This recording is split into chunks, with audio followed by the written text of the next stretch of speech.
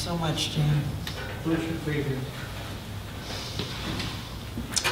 Next up, Change the direction, right? change the direction.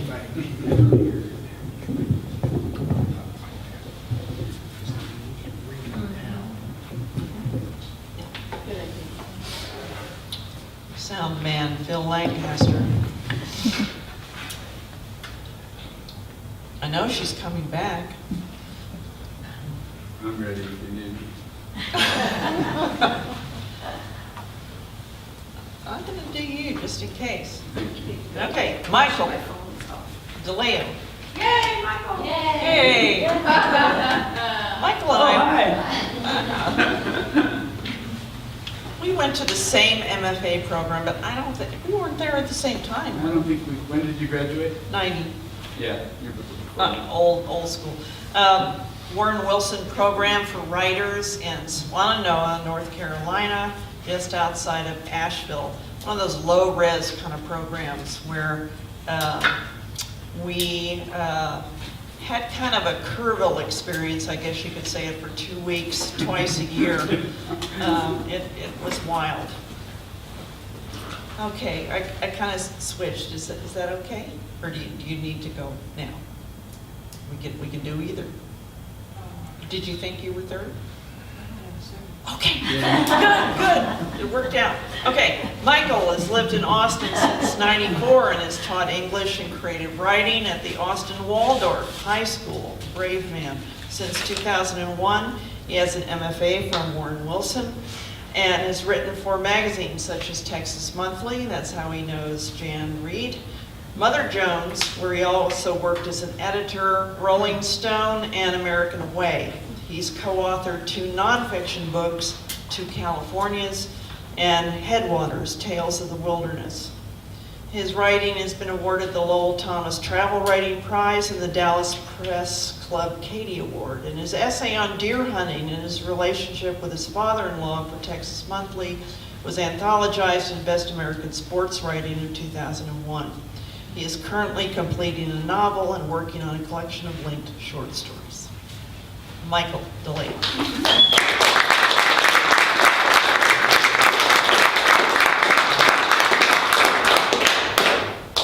I'm super happy to be here. Thank you to Malvern Books for working this out and for Why There Are Words, which is turning into just a great thing in the world. And to the extremely together and chill Allison Moore for organizing this. When Allison invited me and then subsequently told me what the theme was, I worried for a moment if my work was sufficiently about borders and thresholds, but I quickly realized that that's what we all write about all the time. The borders are what separate us from each other, and thresholds are what separate us from our own future. I found so many borders in my work. I realized the border between city and country, between generations, between men and women, between family and stranger, between safety and danger. The threshold of adolescence is in my work, and the threshold of a possible second chance at love. I'm reading from the opening chapter of a novel I'm just on the verge of completing. It's set in the Coast Range Mountains of Northern California, a place that was the mecca of utopian hippie communes in the 1970s. Then, as most of those fizzled out, it became a dark and druggy and dangerous place over the next few decades. The narrator of this novel had been part of one of the communes, but was the only one of his group to stay up in this wild place, paying off the mortgage on the land there in various licit and illicit ways. The year is 1999. Things are on the cusp of change. The novel is titled 100 Blue Days. I begin, as the stories of farmers often do, with seeds. It was late spring. Most of the crop was in, but I was in my secret garden, covering my ass with a few extra seedlings. I shook some seeds out of the 5x8 manila envelope I'd bought at June Marie's gift shop in the desultory and not very nearby town of C. I can't use the town's full name for reasons that will become clear later. And rolled them around in the palm of my hand, hard, clean olive green spheroids, streaked like Jupiter with purple bands, the genetic marker of their proud South American heritage. They felt so solid, so full of promise, like tiny planets, like whole worlds. What is it about seeds? Real, effortless magic? Something from nothing, Jack and the Beanstalk, the Big Bang? What are words, after all, but seeds, germinators of thought, bullets even, the propagation of violence from the sower's hand? The potting soil mix from the Good Earth store in Ukiah felt pornographically soft to my fingertips as I plunged the seeds in, which led me to daydream about the women who worked at Good Earth. Hippies 2.0 in overalls and little else, unshaven armpits, long straight hair hanging down across their faces. You rarely saw both of their eyes at the same time. If it doesn't begin with seeds, perhaps it starts with a sound, a foreign sound in this case. You can't imagine the silence in these mountains. It can make you crazy. The fierce quiet. Once you get used to it, though, you begin to hear the symphony of sound that always surrounds us, the percussive bugs, the operatic birds, woodwinds of rushing air, harpsichord waters. The particular unfamiliar sound that disturbed me on this late spring day was the crunch of tires on the dirt and gravel of the county road, grinding beneath an engine's treble thrum. Few people ventured this way anymore, and I'd gotten so I could tell one familiar vehicle sound from another. But this wasn't any of the ones I knew, not Carlene, the mailwoman's high-pitched marigold pickup, a Japanese soprano, nor the basso profundo of her husband Floyd's beat-up squad car, nor the throaty and dysfunctional diesel truck of OD, my Wailaki Pomo hired hand and my only remaining true friend. Farmers don't like surprises, so I assumed this one would be dreadful. Ascending a small hill through some fir trees to get a view back to the main road, I dropped into a patient lotus, waiting for the intruder to come around the bend. I could see my other garden, my pretend garden there in the distance, luxuriating with actual food crops, the perfect cover. Freaking minivan, I cursed. A clunky, out-of-place thing it was, lumbering uncertainly dusty blue, turning down my driveway, top-heavy and elephantine. Alarmed, I hustled through the spring wildflowers, the California poppies and paintbrush, not worrying about crushing a few, but stopping once to peer inside the cup of a favorite flower, the Mariposa lily, a bowl of cream and violet, which contained at this moment a black and orange beetle, snuggled up thoughtlessly in all that beauty. Once upon a time, there'd been nothing more exciting than visitors, new blood to feed into our commune's collective maw, the pulpy essence of sociability. I would meet them, confirm their personal philosophies to ensure compatibility, make love to some of them, well, to many of them, write poems about them. We all used our company to cover up our solitude. Now that all my communal comrades had left, though, abandoning me to this new life through which I both prospered and sleepwalked, visitors had become a source of anxiety, nothing but trouble, loose ends requiring deceit or a cold shoulder. Here at the dawn of a new millennium, the magical year 1999, the once beneficent northern edge of California had become an unwelcome zone, terra ingrata, and I found myself cast against type in the role of crotchety gatekeeper. The blue van was stopped in the shade of one of the supersized bay laurels that grew alongside the creek.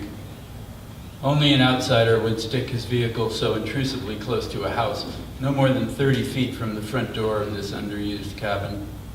That wasn't how a person parked in the back country. You gave people their space. A woman was leaning against the blunt hood of the van, the engine still ticking with heat, keeping a nervous time. Her hair was short and stylish, I thought, although I admit I had long ago lost track of style, boyishly flipped behind her ears. She was younger than I, at least a decade, probably more, but she was a woman full grown nevertheless. Her dress, she was wearing a dress, I realized, was black and white checks, short, showing pale legs, and had a zipper in front that ran almost up to her neck with a large silver pull. Her black work boots were shiny, nearly unmarked.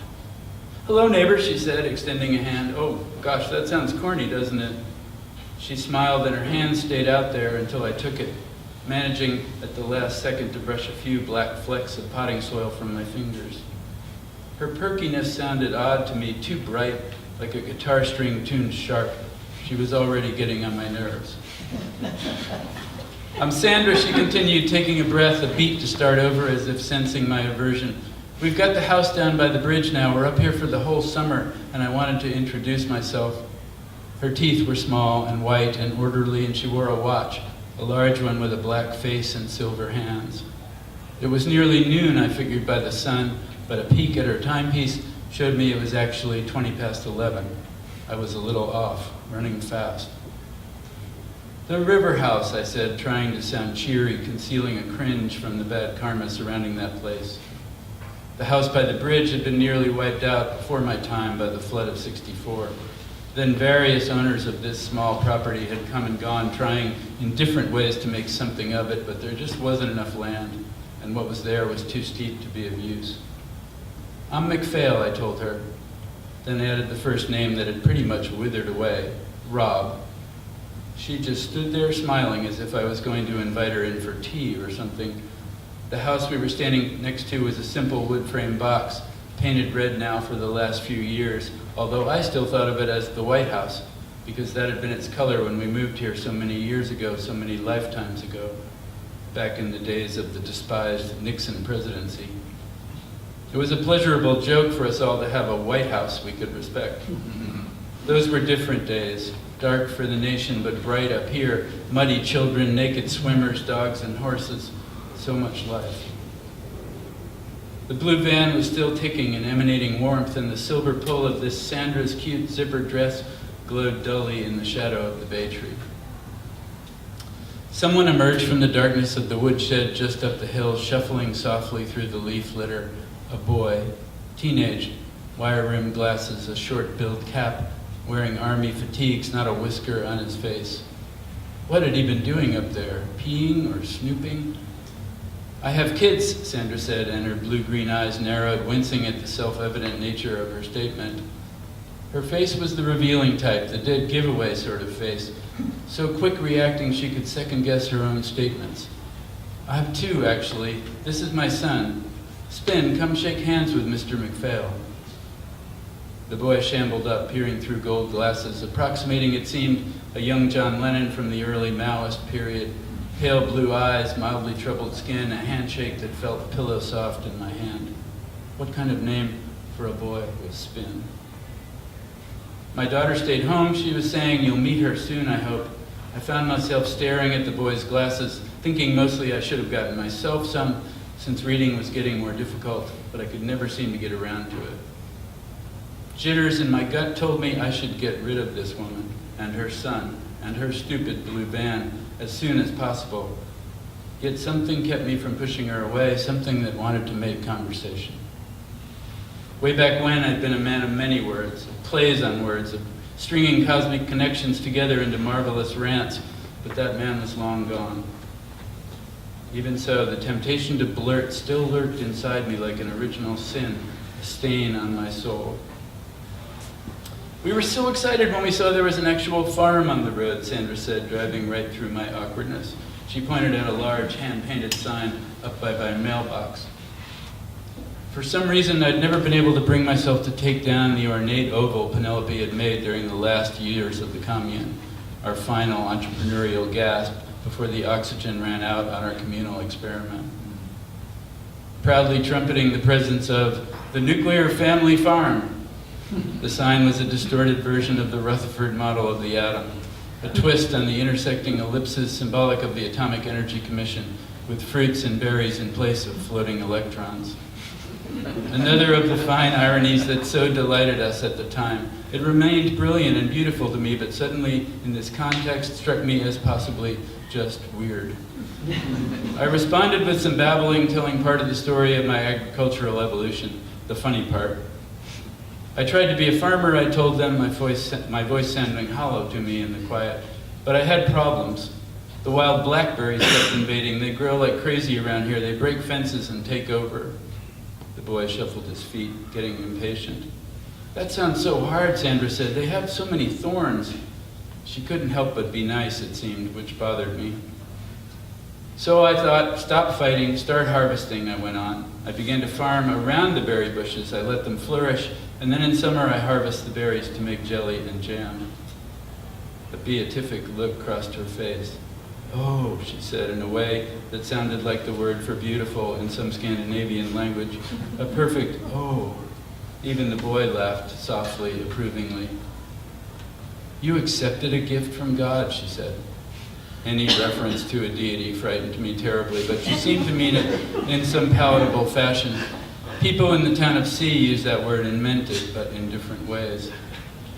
"You can buy the jam in town," I said. This was not a lie. She clapped her hands to her bare thighs with pleasure. "That is so wonderful," she said. "It's just how things go, don't you think? When life gives you thorns, make berry jam." "Do you have people who help you?" Her positivity sat on a knife edge of soothing and irksome. What possessed me going on like this with her, getting in deeper and deeper, commingling truth and deception? "It's very seasonal," I said, noticing my voice had popped up in pitch. "I use people from town when it gets busy. There used to be more folks living up here on this road, but that's all changed now." Folks, I thought happily. That sounded like what a real person would say. "So it's a quiet time now then," she said. Very quiet. "Look at this tree." She spread her arms wide, walking to the trunk of the biggest laurel and throwing herself around it, not getting halfway there. She held the pose anyway, keeping her face close to the thick bark. Laurel bark is a fissured armor, thick gray plates swathed in softening yellow-green moss. "I can feel the life in it," she said. She looked so small next to that tree in her black and white checks, her pale skin against the dark trunk. Someone should protect her, I thought. The boy joined her and touched the tree with one hand. I broke off a leaf, snapped it in half, and held it to her nose. "Hey, Laurel," she said, "it makes me think of spaghetti sauce. I had no idea they got this big." The boy slid closer and took a sniff, wrinkling his nose, but still saying nothing. "They don't, as a rule," I said. "Things just grow around here like crazy." I was enjoying myself, I suppose. Her quickness was nice, and the nearly noon air was soft and sweet. I was trying to dislike her, but couldn't make myself. I should have put her off, but couldn't. "We've got horses coming up from the Bay Area," she said, smiling and pivoting on the toes of her black boots. "We like to ride. Would you ride with us sometime?" "Sure," I said. What the hell? Horses. Could this get any worse? "We could go pretty far north, I imagine," she kept going. "All this wilderness." "Not north, no," I thought, "not that way. Once you could roam this land, but not anymore, which is a kind of tragedy I spent a lot of energy trying to ignore." As the boy shuffled his feet in response to the brief but awkward silence, I made my way out in the clear again so we could see to the north. The peaks of the Yoloboli Mountains, already snowless, soft purple and green against the sky. The woman and her son followed me like puppies. "I like that big rock," she said, pointing to a black outcropping emerging from the steep hillsides in the distance, like a jutting tooth, surrounded by open grassland above and a thicket of fir below. She liked big things, it seemed, big trees, big rocks, big country. But the bigness here was a kind of illusion. Really, we were all hemmed in here. I told her the story of the rock. Locals called it Suicide Rock. It was a legend that a pair of broken-hearted lovers, a white man and an Indian girl, jumped from it to their deaths once long ago. No one believed the story, but the name was perfect for the rock and for the whole feeling there in those days. "We could ride out there and have a picnic," she said, beaming. "No," I wanted to yell at her, to scream, "No, you can't." The big rock was on Bernhardt's land, which introduced a number of extreme complications. Bernhardt was a German fashion photographer who, like me, had stayed up here and gone rogue, becoming an outlaw grower on an even larger and rougher scale. His hired hands carried guns. "Was there really a commune here?" the boy said, demonstrating at last the capacity for speech. His voice sounded scratchy, as if still changing, or often went unused. "That's what they told us in town." When I nodded, just a small nod, the barest acknowledgement, the boy whispered, "Awesome." "It's been just me here for a lot of years, though," I said, crushing his fantasy. "I'm so envious of your view," Sandra was saying, tracing the horizon with her fingertip. "It's wonderful to be down on the river, but we feel claustrophobic at times. The sun sets so early there." Sandra just kept talking through my resistance. I found myself worrying about her pale skin in the midday. Would you come have dinner with us sometime, Mr. McPhail? She said. Are you all by yourself up here? More or less, I heard myself say. Well, just come by yourself then, more or less, she said, clicking the heels of her shiny black boots together. When she pivoted, we found ourselves closer together.